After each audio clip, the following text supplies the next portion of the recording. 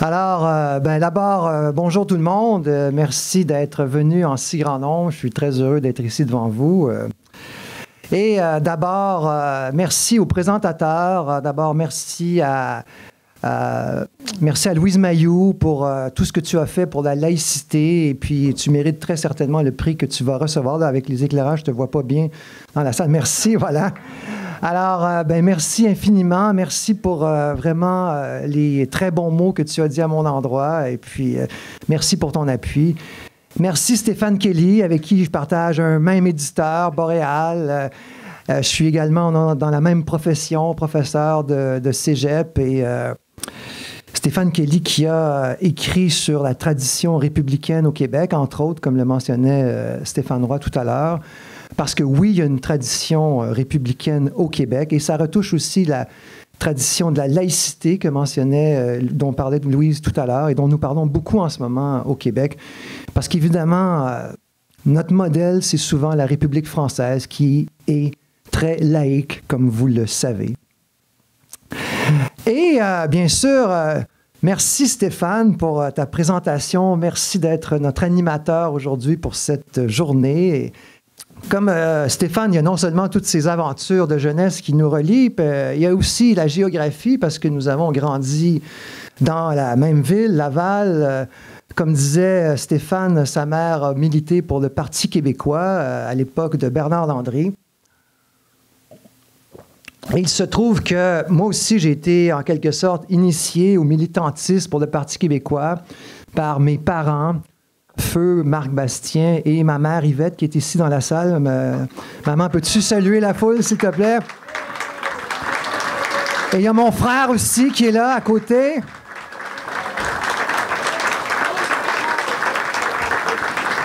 Alors, ma première campagne électorale, ça a été celle de 1976, où ma mère nous avait, moi et mon frère, en quelque sorte, conscrits pour distribuer des dépliants à l'effigie de M. Landry. M. Landry qui était même venu à la maison. M. Landry que j'ai eu plus tard comme professeur à l'ENAP. Mais bref, on avait fait notre part, on avait aidé nos parents. Et je me souviens du soir du 15 novembre, j'étais un peu déçu. En fait, j'étais très déçu parce que moi et mon frère avons passé la soirée avec une gardienne, puisque mes parents, n'est-ce pas, étaient allés fêter la victoire. Alors donc, j'ai grandi dans la famille du Parti québécois, dans la famille plus large du nationalisme. Nos parents nous ont enseigné l'amour du français, la fierté d'être québécois. Et c'est donc assez naturellement, quand je suis devenu adolescent et jeune adulte, que je me suis intéressé à la politique, cette fois-ci de moi-même, que j'ai milité au Parti québécois, d'abord dans Laval et ensuite aussi à l'université. Et c'est à l'université, dans mes études en histoire, que j'ai rencontré celui qui allait devenir mon grand ami, Éric Bédard, l'historien, qui est ici avec nous. Éric, si tu veux saluer la foule, s'il te plaît.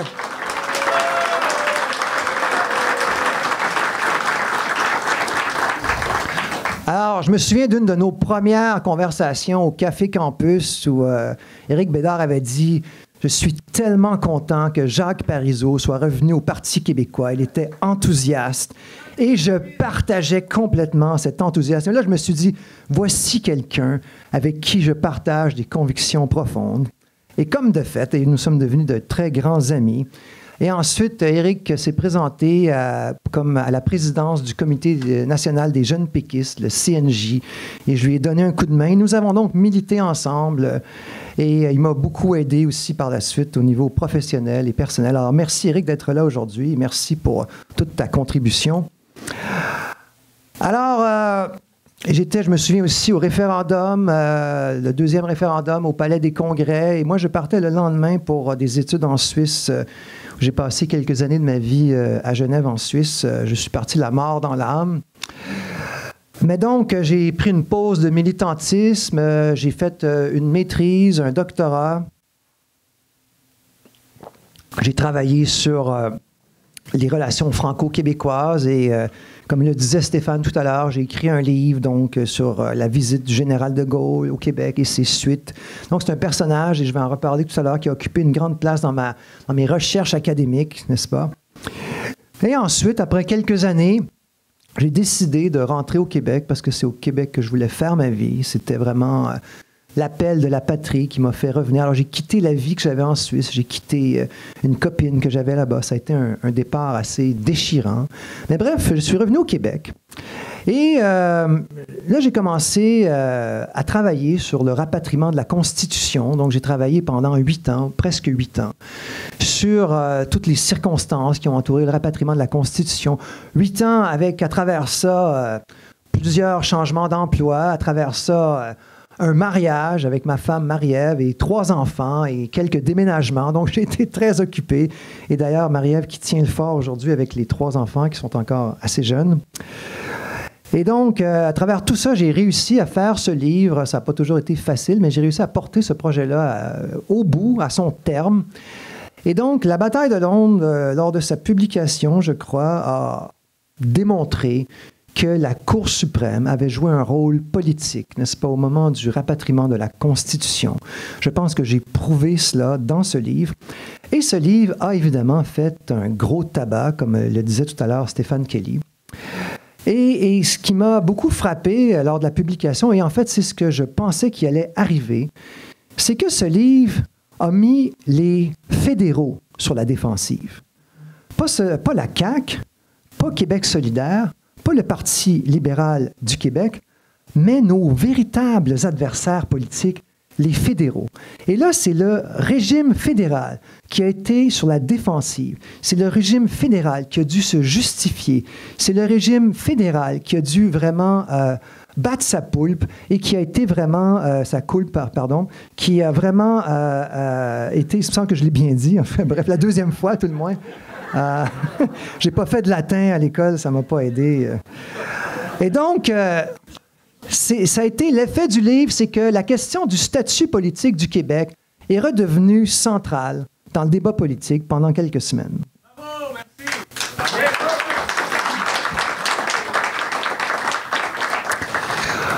Et donc, ça m'a fait dire que d'abord, mon idée qu'il fallait mettre la question du statut politique du Québec au centre du jeu était la bonne. Et là, je me suis dit, voilà, j'ai eu de l'impact en écrivant un livre, donc peut-être que si je faisais de la politique active, ça aurait encore plus d'impact. C'est une chose à laquelle j'avais déjà songé auparavant. Et là, je me suis dit, ben voilà, ce serait peut-être le moment d'aller porter cette cause-là sur la place publique au niveau politique, et non plus seulement comme historien, non plus seulement comme chercheur.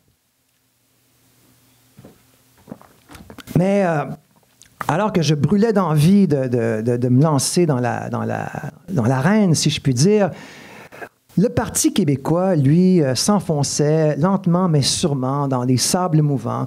Les résultats électoraux étaient jamais très bons dans le meilleur des cas, sinon carrément catastrophiques. Nous nous enfoncions et nous étions dans un déclin vraiment tout à fait que je déplorais. J'assistais impuissant, n'est-ce pas, au déclin de ce parti pour lequel j'avais milité. Alors, ce dont je vais vous parler maintenant, c'est vraiment cette question des causes du déclin du Parti québécois, les reculs répétés du Parti québécois lors des élections.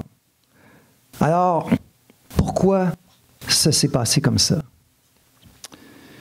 Depuis trop longtemps, une partie du camp nationaliste n'a cessé de s'excuser. De s'excuser de quoi? De s'excuser précisément de cela, d'être nationaliste. Depuis trop longtemps, nous plions sous les campagnes de diffamation qui sont menées contre nous par les partisans du multiculturalisme canadien. Depuis trop longtemps, il y a une partie des souverainistes qui a internalisé les accusations d'intolérance qui sont faites contre nous. Depuis trop longtemps, nous avons adopté le logiciel diversitaire canadien. Nous n'avons pas été à la hauteur du noble, ô combien noble idéal qui doit être le nôtre, être le Parti du Québec, être le Parti de la Nation, être le Parti québécois.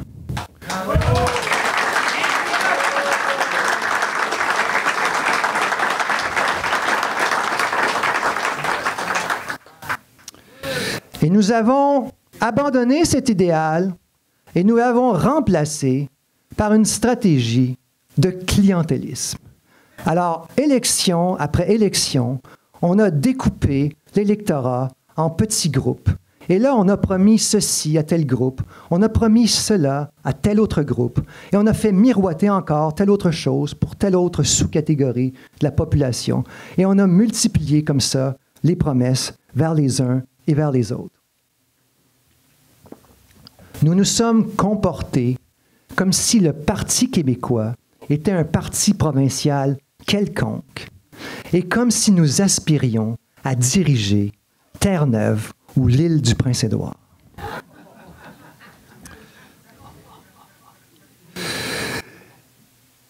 Et maintenant, il y en a qui veulent encore ajouter de nouvelles catégories par rapport à ce clientélisme.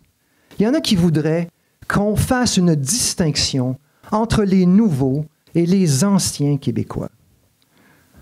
Et ils nous disent, ah voilà, il faut gagner absolument avec le vote des néo-Québécois. Le vote des néo-Québécois est essentiel, il est primordial. On ne peut pas s'en passer. Alors pour moi, ce serait la forme ultime de clientélisme. Le clientélisme que pratiquent les libéraux fédéraux de Justin Trudeau. Le clientélisme que pratique le Parti libéral du Québec.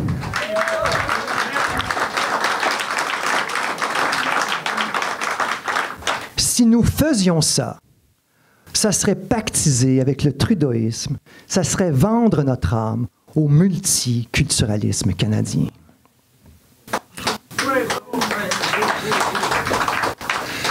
J'ai vécu 5 ans de ma vie à l'étranger. J'ai travaillé pour les Nations unies. J'ai travaillé pour d'autres organisations internationales. J'ai voyagé beaucoup. J'ai visité à 3 reprises le Moyen-Orient. J'ai toujours eu une curiosité pour l'étranger, pour les autres cultures. Je parle couramment 4 langues et je me débrouille dans une 5e. Et pourtant, je vous le dis, je ne jouerai pas dans ce film-là le film du clientélisme ethnique, parce que c'est une approche nocive pour nous.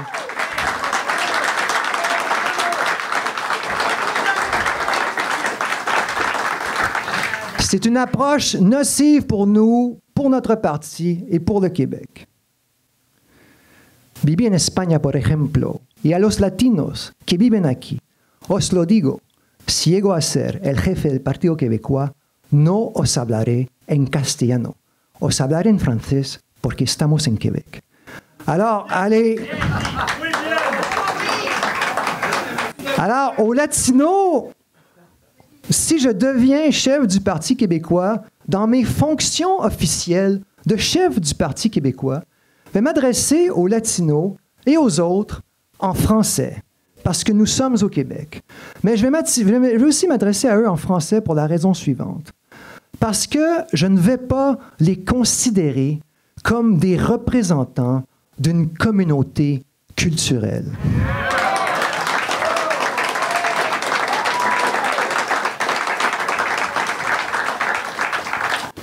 Je vais les considérer comme des individus qui sont appelés à devenir québécois.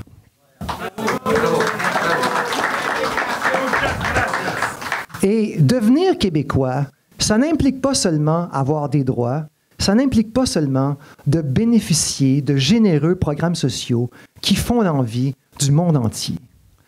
Devenir québécois, ça implique aussi des devoirs et des obligations.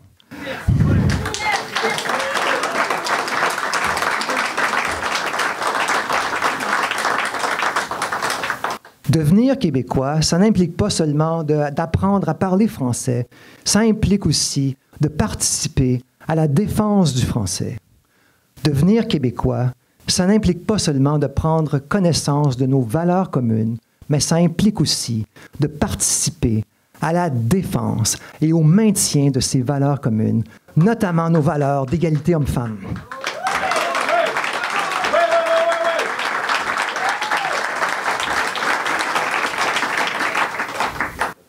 Et je vais vous le dire, ils sont nombreux, les gens issus de l'immigration récente, qui veulent s'intégrer parce qu'ils aiment le Québec, parce qu'ils aiment nos valeurs, et ils en ont assez qu'on les enferme constamment dans la case de leur pays d'origine ou du pays d'origine de leurs parents.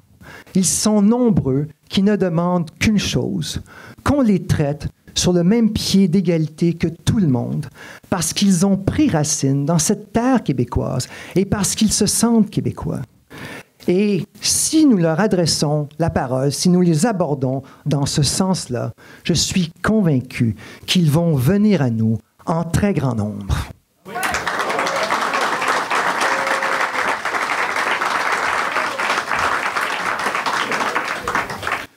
Pour moi, le vote de tous les Québécois compte. Et c'est à l'ensemble de notre population qu'il faut s'adresser. Depuis longtemps, je suis habité d'une conviction profonde. Pour moi, le Québec, ce n'est pas un assemblage de gens des villes et de gens des régions. Nous ne sommes pas une juxtaposition de nouveaux et d'anciens Québécois. Nous ne constituons pas un rassemblement de gens des villes et de gens des régions. Nous ne formons pas un alliage d'individus avec différentes orientations sexuelles. Nous ne sommes pas une mosaïque de personnes avec différentes couleurs de peau. Nous ne constituons pas des fidèles qui pratiquent différentes religions. Pour moi, le Québec a toujours été et demeurera toujours plus grand que la somme de ses parties.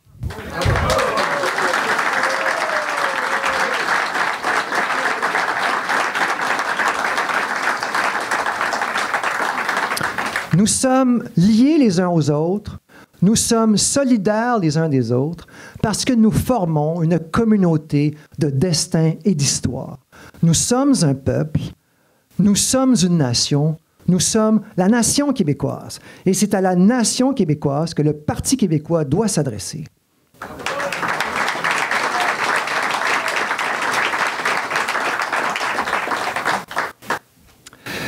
Et en ce moment, c'est pas facile d'être québécois dans le Canada. C'est pas facile parce que assumer notre différence dans ce débat sur la loi 21, c'est difficile parce que nos adversaires sont mobilisés comme jamais et on les connaît, ces adversaires.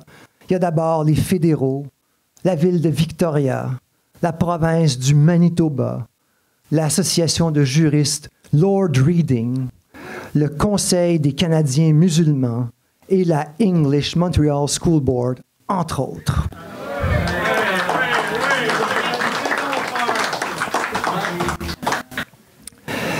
Et ces gens-là sont mobilisés comme jamais.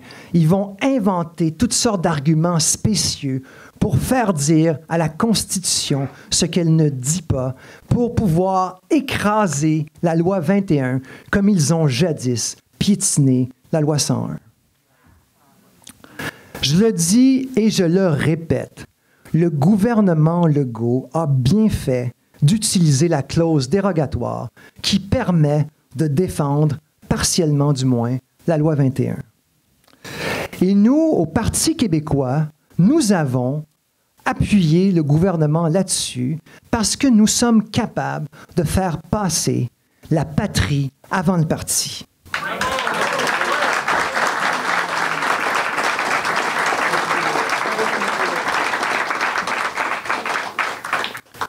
Hélas, pour notre plus grand malheur, ce n'est pas la même attitude qui prévaut chez d'autres formations politiques. Et je pense ici, en particulier, aux deux candidats à la chefferie du Parti libéral du Québec, Mme Dominique Anglade et M. Alexandre Cusson. tous les deux ont dit qu'ils gardent que si le Parti libéral était élu, Dieu nous en garde, que si le Parti libéral était élu, ils allaient laisser en place la loi 21, mais qu'ils ne renouvelleraient pas la clause dérogatoire qui viendrait à échéance en 2024. Alors, déjà, avec la clause dérogatoire, il y a des chances importantes que la loi 21 soit malgré tout invalidée parce que, je le répète, la clause dérogatoire est une protection bien imparfaite pour la loi 21. Mais sans la loi 21, il est certain que nos ennemis vont s'appuyer sur la Charte canadienne des droits et libertés qui nous a été, comme on l'a dit tout à l'heure, imposée contre notre volonté et que la loi 21 va être taillée en pièces et que le Québec va connaître une nouvelle humiliante défaite. Et donc,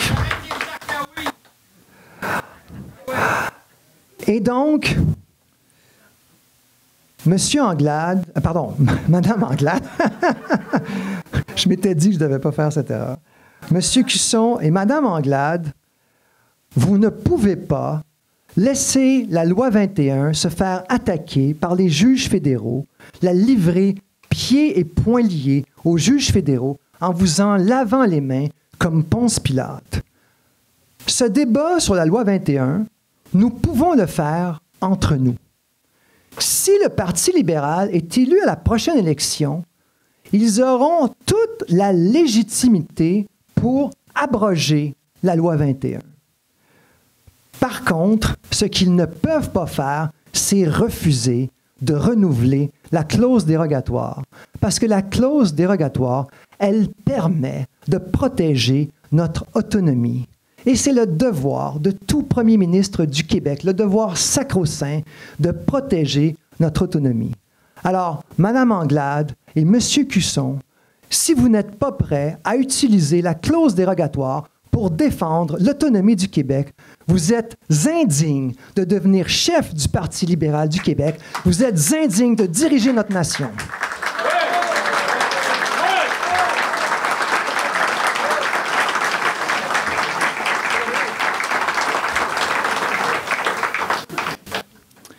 Et je dois dire que je suis particulièrement choqué par la prise de position de Mme Dominique Anglade, parce que Mme Dominique Anglade s'est réclamée, il n'y a pas très longtemps, de l'héritage de Robert Bourassa.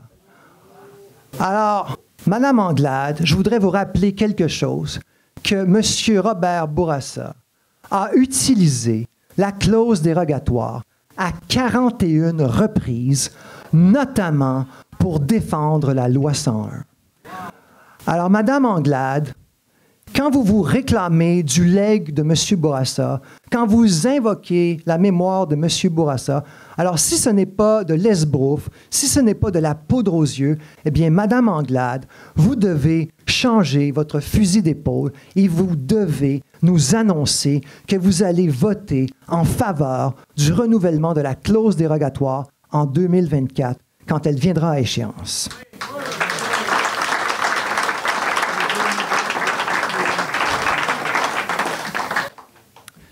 Et je voudrais aussi livrer un message aux gens de Québec solidaire.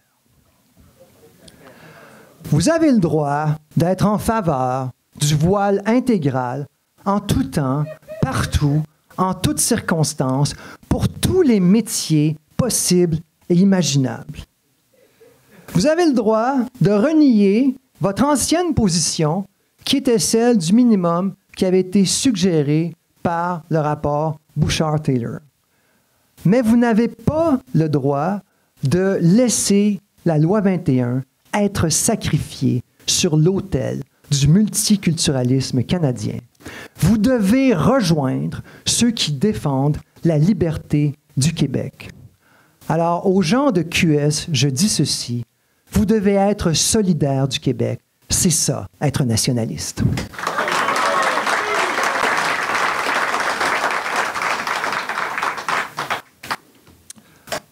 La meilleure défense, c'est l'attaque. Et je pense que je l'ai démontré dans ce dossier de la loi 21. Il faut nous porter à l'offensive. Alors évidemment, pour nous, souverainistes, c'est pas facile en ce moment parce que notre option fondamentale ne recueille pas l'aval d'une majorité de la population. Et c'est normal pour nous, souverainistes, d'avoir un pincement de cœur quand on voit que notre idéal n'a pas la faveur de la population. Mais il faut prendre acte de cette situation. Alors évidemment, on peut se tourner vers le ciel et maudire le destin. On peut faire ça, bien sûr. Mais la réalité, notre implacable réalité, c'est que les ennemis de la différence québécoise sont mobilisés comme jamais. Et ils vont profiter de l'absence du Parti québécois au pouvoir pour affaiblir le Québec. Alors, comme disait jadis le général de Gaulle, il n'y a pas de politique qui vaille en dehors des réalités. Alors nous, au Parti québécois, on doit prendre acte de cette réalité. Donc, ce que nous pouvons faire à court terme, la meilleure façon à court terme de protéger la loi 21, c'est d'obtenir une modification de la Constitution. Et nous avons le pouvoir de forcer une négociation constitutionnelle. Tout ce dont nous avons besoin, c'est d'une majorité à l'Assemblée nationale.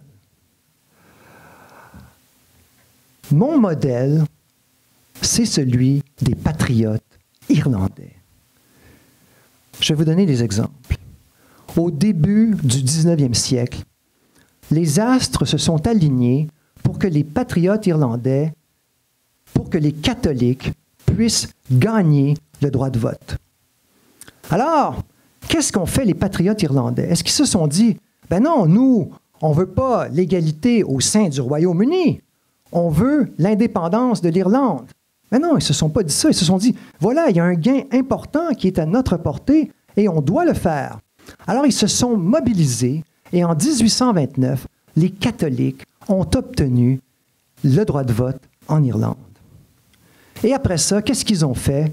Ils ont voté pour le Bloc irlandais à Westminster. Ensuite, en 1922, la Grande-Bretagne a offert aux Irlandais le statut de Dominion britannique. Et là, ce n'était pas ce que voulaient les Irlandais, qui voulaient l'indépendance. Et leur grand chef, leur formidable leader, Michael Collins, a dit aux Irlandais, nous devons prendre ce gain et nous allons l'utiliser pour poursuivre la bataille. Et donc, les Irlandais ont pris cette offre. Ils sont devenus un dominion britannique. Et quelques années plus tard, l'Irlande est devenue une république indépendante. Ils ont pris chaque gain et ils s'en sont servis comme d'un levier pour faire d'autres gains. Et c'est tellement vrai ce que je vous dis, qu'il y a quelques semaines, il s'est passé quelque chose d'historique qu'on a un peu oublié. Les nationalistes irlandais ont conquis la majorité en Irlande du Nord. Et le jour n'est peut-être pas très loin où l'Ulster, l'Irlande du Nord britannique, sera finalement réunifiée avec la République d'Irlande.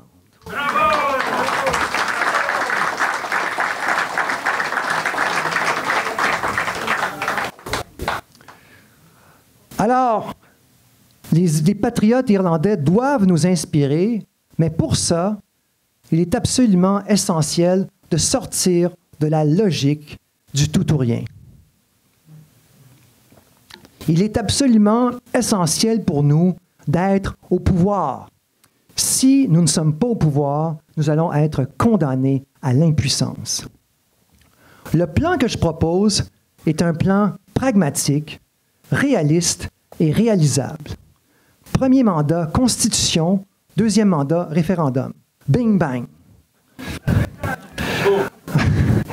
Alors, c'est en faisant des gains, en tentant de faire des gains, c'est en contestant le régime, c'est en contestant la Constitution de 82, c'est en se battant pour la laïcité, c'est en mettant la question du statut politique du Québec au centre du jeu que l'indépendance va redevenir pertinente, va redevenir palpable pour nos concitoyens.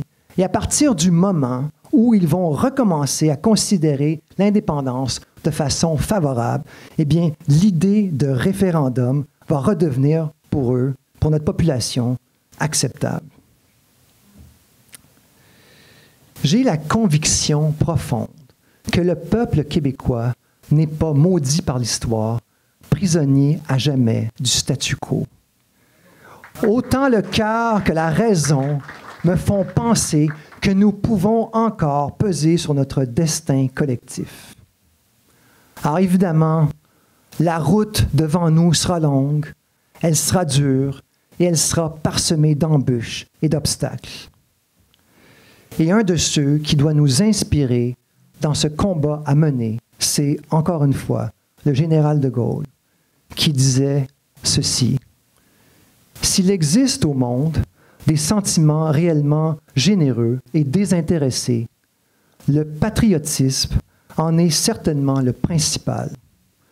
Je ne pense pas qu'aucun amour humain ait jamais inspiré de plus nombreuses et de plus purs dévouements. » Alors, c'est en ce sens que je compte mener cette course à la chefferie du Parti québécois, et c'est en ce sens que nous devons poursuivre notre combat. Merci.